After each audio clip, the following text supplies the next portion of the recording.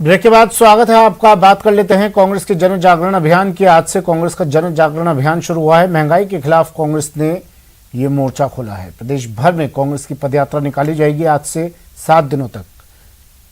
जयपुर में PCC chief Govind Singh Dotasra की अगुवाई में पदयात्रा निकाली गई। महंगाई के खिलाफ कांग्रेस का यह हल्ला बोल, केंद्र सरकार को घेरने के लिए कांग्रेस का मेगा प्लान।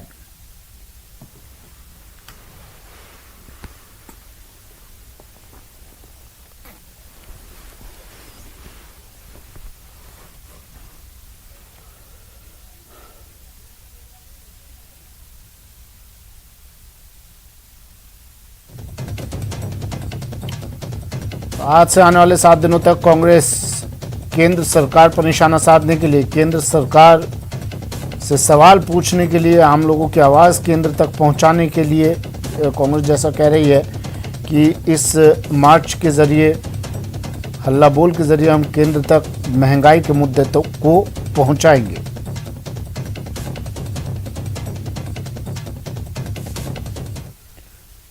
महंगाई को लेकर कांग्रेस का जन जागरण अभियान आज से शुरू हो गया। इसके तहत पहले दिन स्टैच्यू सर्किल से पीसीसी मुख्यालय तक पैदल मार्च निकाला जा रहा है।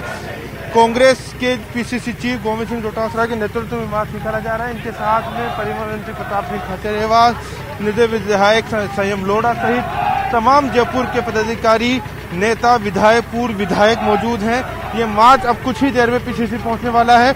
हम गोविंद सिंह डोटासरा पीसीसी चीफ से बात करने की कोशिश करेंगे कि इस मार्च के पीछे आखिर वजह क्या है, क्यों ये मार्च निकाला जा रहा है। डोटासरा मार्च निकाल रहे हैं आप स्टैच्यू सर्किल से पीसीसी तक, क्या वजह है, क्या मांगे हम? देखिए, जो केंद्र सरकार ने महंगाई कम करने का वादा किया था उस पर वो विफल रही है। आज पेट्रोल, डीजल, गैस सिलेंडर, आपका खाने का तेल, लोहा, सीमेंट, सब कुछ महंगा है और 7 साल में मोदी जी ने कुछ भी सस्ता नहीं किया।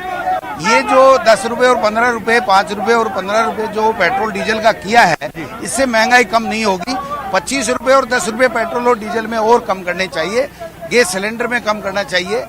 जो लोहे के सिरिया के जो भाव बढ़ गए, सीमेंट के भाव बढ़ गए, खाद्य दालों के भाव बढ़ गए, खाद्य तेल के भाव बढ़ गए, इनको कम करना चाहिए। तो आप लोग कह रहे हैं कि भाई चुनाव है 2022 में, इसके लेकर एक्साइज ड्यूटी कम की गई है। लोगों को कैसे समझाएंगे अगले 15 दिनों में?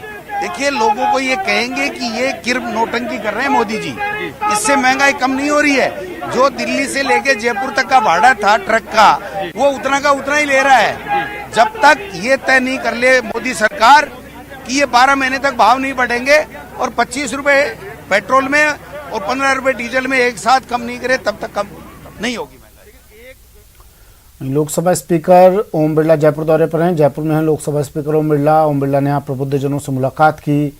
बाल संसद के आयोजन को उन्होंने अनूठा प्रयास बताया। कहा कि इससे नई पीढ़ी लोकतंत्र के प्रति जागरूक होगी।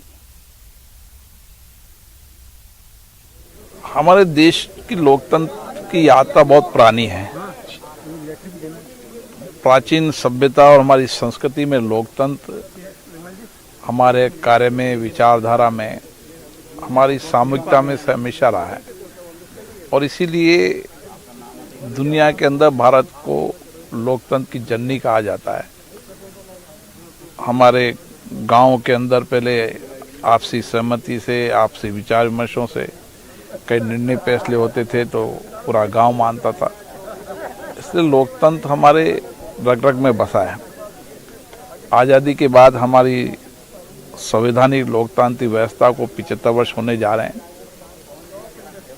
लोकतंत्र के अंदर लोगों की और सक्रिय भागीदारी बने।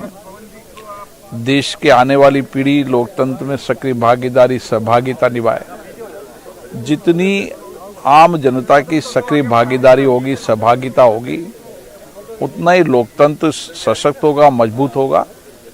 शासन की जवाबदेही ठीक से होगी, कार्यपालिका पे ठीक से नियंत्रण होगा।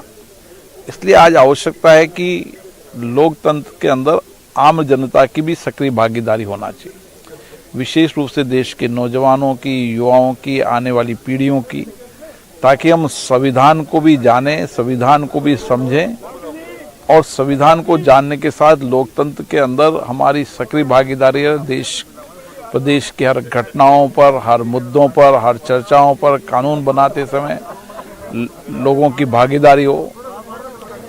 और ये अगर प्रयास शुरू हो गया तो मुझे लगता है कि जो कानून बनते हैं उस पर कानून जनता के हित में बनते हैं, देश के हित में बनते हैं, लेकिन उसमें आम जनता की सक्रिय भागीदारी होगी तो निश्चित रूप से एक बेहतर लोकतंत्र की दिशा की ओर हम कार्य कर पाएंगे।